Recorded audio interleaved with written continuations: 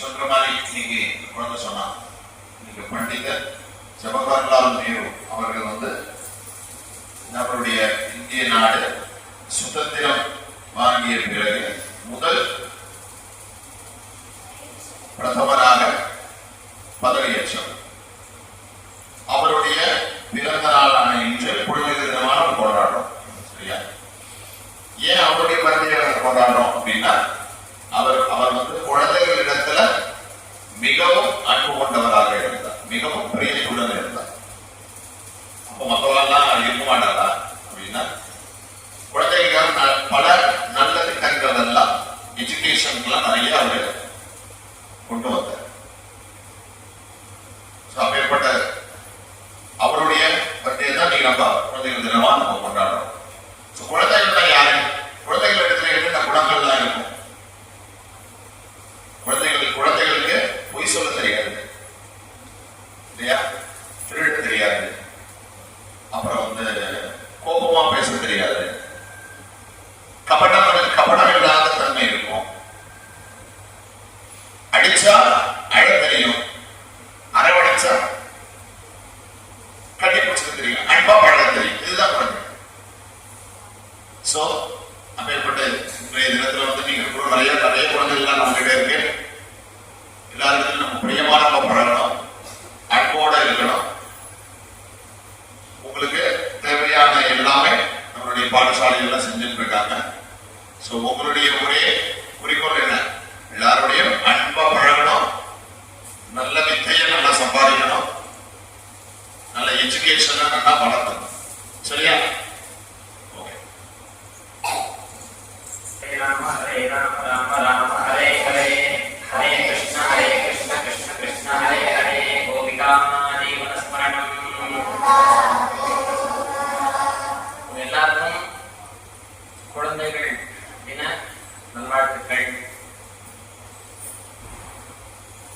இந்த நாள் இந்தியாவில் தவிர மற்ற நாடுகள் எல்லாம் நவம்பர் 20 20ஆம் தேதி இது ஆச்சரணம் பண்ணுவாங்க. 1857 இருந்து குழந்தைகளுக்குன்னு இது போல சில்ட்ரன்ஸ் டே பண்ணணும் அப்படிங்கிறது அமெண்ட்மெண்ட்ல எல்லா நேஷன்ஸ்லயும், இந்தியாவிலுமே 1964 வரைக்கும் 1964 வரைக்கும் நவம்பர் 20 தான் இருந்தது. நம்மளுடைய ஜவஹர்லால் நேரு முதல் பிரதமர், அவருடைய டெல்லியில் இருக்கக்கூடிய வீடு இன்னைக்கெல்லாம் நல்லா பேசினாக்கா எப்படியும் 1000 கோடிகள் போகும். ஆனால் பண்டித நேருஜி நம்மளுடைய சுதந்திரத்துக்காக குறைஞ்சது 14 வருஷமாவது ஜெயில இருந்திருப்பார். ஒரு ஜெயில இருந்துட்டு வீட்டுக்கு வருவார். அவருடைய துணைவி கமலா நேரு ஒரு டீ போட்டு எடுத்துட்டு வரதுக்குள்ள அடுத்த அரெஸ்ட் வாரண்ட் இஷ்யூ பண்ணுவார். டீ சாப்பிட மாட்டார். டீ சாப்பிட்டுட்டு போலாமே, அந்த கூட்ஸ் சவுண்ட் கேட்குமா, போலீஸ் கூட்ஸ் சவுண்ட். டீ சாப்பிட்டு போலாமே கமலா சொல்லுவா, இல்ல டீ சாப்பிட்டா எனக்கு வீட்டு மேல பற்று நிறைய வந்துடும், தேசப்பற்று விட்டு போயிடும் அப்படின்னு சொல்லிட்டு அந்த டீயை சாப்பிடாம ஜெயிலுக்கு போகலாம். அவருடைய தந்தை மோதிலால் நேரு அந்த காலத்திலேயே ஒரு வழக்குக்கு வாதாடணும்னா 50,000 to 1,00,000 வரைக்கும் சார்ஜ் பண்ண முடியும். அவர் தன்னுடைய வீட்டு சிப்பந்திகள்லாம் கேட்கிறாங்க, ஐயா வெறும் தரையில படுத்துட்டு இருக்கீங்களே அப்படின்னு சொல்லிட்டு, என்னுடைய பையன் ஜெயில அப்படிதான் படுத்திருப்பான், நான் எப்படி சொகுசா இங்க படுத்துறதுக்கு எனக்கு தோணும் அப்படின்னு சொல்லுவார். ஸோ சொபிஸ்டிகேட்டட் அப்படிங்கிறதும் பற்று அப்படிங்கிறதும் நிரந்தரம் இல்லை. அது எது மேல இருக்கணும் அப்படிங்கிறதுக்கு நல்ல எடுத்துக்காட்டு நம்மளுடைய பண்டிதர் நேருஜி தான். அவர் யாரை பிடிக்கும் அப்படின்னு கேட்டாக்க குழந்தைகள் ரொம்ப பிடிக்கும். கான்ஸ்டிடியூஷன் வந்ததுக்கு அப்புறமான குழந்தைகள்னா யார், குழந்தைகளுக்கு நாடு என்ன பண்ணணும், குழந்தைகள் எப்படிலாம் இருக்கணும் அப்படின்னு வரையறுக்கப்பட்டது. அந்த முதல் விஷயமே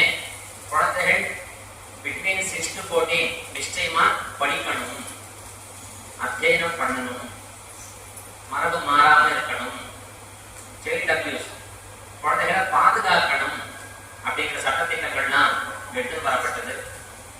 உலகம் முழுக்க நவம்பர் 20 கொண்டாடினாலும் நெஹ்ருஜி குழந்தைகள் மேல ரொம்ப பற்றோட இருக்கிறதால அவர் தவறினதுக்கு அப்புறமாக 1964 ஆரம்பிச்சு இன்னைக்கு வரைக்கும் இந்தியாவில் நவம்பர் 14 வந்து சில்ட்ரன்ஸ் டேவா கொண்டாடப்படுறது. நம்ம என்ன கைது பண்ண முடியும்? எவ்வளவோ சுதந்திர போராட்டத்தை எவ்வளவோ விஷயங்கள்லாம் நடந்திருக்கு. உங்களுக்காகவே ஒருத்தர் உங்க பேர்ல ரொம்ப பற்றோட இருந்திருக்கார். அவர் இல்லைன்னாக்கா இன்னைக்கு சுதந்திரம் கிடைச்சிருக்குமான்ற கேள்விகள்லாம் இருக்கு. பாபுஜின்னு காந்திஜிக்கு ஒரு பேர் உண்டு, அதுக்கு சாச்சாஜின்னு சொல்லுவாங்க நேருஜி அவருடைய காலத்துல. சாச்சாஜிக்கு நம்ம எல்லாம் என்ன பண்ண முடியும்னு கேட்டாக்க, நம்ம ஒழுக்கமா இருந்துட்டு நல்லா படிக்கணும், நிறைய படிக்கணும். நம்மளும் எல்லாருக்குமே சிப்ளிங்ஸ் இருக்கா, எல்லாருக்குமே தம்பிமார்கள் இங்கே இருக்கா. 10 வயசுக்கு மேல இருக்கு எல்லாரும், 10 வயசுல இருக்க எல்லாருக்குமே வந்து 7 வயசுல 6 வயசுல இருக்க தம்பிமார்கள் தான். 15 வயசுக்கு இருக்க எல்லாருமே தம்பிமார்கள் தான். அதுக்கப்புறமே அந்த எல்லாமே அண்ணாமார்கள் தான்.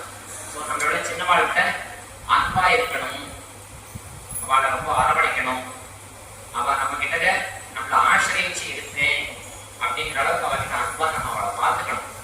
அந்த குணம் நம்ம எல்லாருக்கும் வரணும் அப்படின்னு இந்த நாள் நம்ம எல்லாருக்கும் நம்ம கேட்டு எனக்கும் பேசுறதுக்கு 2 நிமிஷம் கொடுத்ததுக்கு நன்றி சொல்லி வார்த்தைகள்